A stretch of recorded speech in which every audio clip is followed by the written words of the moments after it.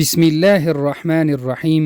دا د 13 سپارې څلورم درس دی او د نور سوره چې 40مه سوره ده د 15 آیت نه تر 11 آیت ورسره ولولئ چې بهتره پې پوه شئ. اعوذ بالله من الشیطان الرجیم. اذ تلقونه مفهوم دی کله چې واخیست تاسو دا هینا آسانه ان تشیع چې خور شي ولا یأتل او ندی کوي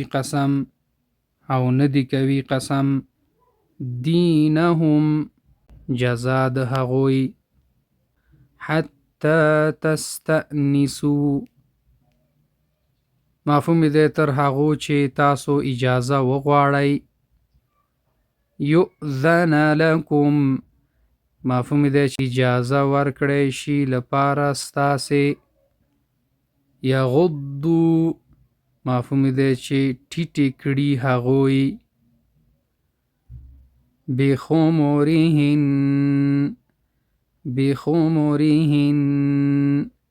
مفهوم دی چې پوړني خپل. نو که غواړئ چې دا درسونه تاسو تعقیب کړئ په انټرنیټ کې او زده یې کړئ نو طریقه یې تاسو ته ښیم چې څه رقم کولی شئ چې غونډ درسونه تاسو د اول نه اخره پورې تعقیب کړئ. د ټولو نه مخکې باید اول یوټیوب خلاص کړئ، که موبایلي ټابلیټي یا کمپیوټري.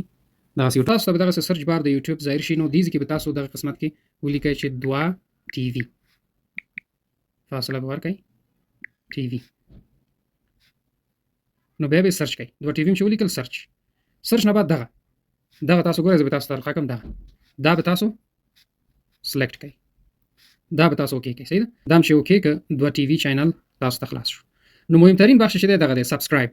د سبسکرایب بټن له به فشار ورکئ چې سبسکرایب شي. دغه دی سبسکرایب. دا اوس سبسکرایب شو.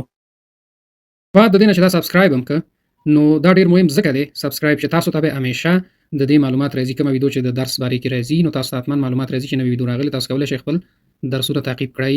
نو دې نه بعد به موږ پلی لیست سلیکټ کړو. پلی لیست هم چې انتخاب کړئ کې غونډ درسونه دي. پلی لیستونو کې غونډې سپارې شته، مثلا 14مه سپاره شوه، 15مه شوه، 14مه شوه، هره سپاره مثلا اول پورې 4مه سپاره شوه، دا د اول جز اوله سپاره. نو په طور مثال مثلا 11مه سپاره به زه انتخاب کړم. اوس دې کې چې دي دا درسونه دي، مثلا هر درس چې تاسو په کاري مثلا دویم درس دی، مثال دا دویم درس دی. اعوذ بالله من الشیطان الرجیم. دا د 11مه سپارې دویم درس دی او د سورة التوبه چې 9مه. نو دغه طریقه ده چې تاسو کولی شئ چې په اسانه طریقې سره دا درسونه پیدا کړئ او ادامه ورته ورکړئ.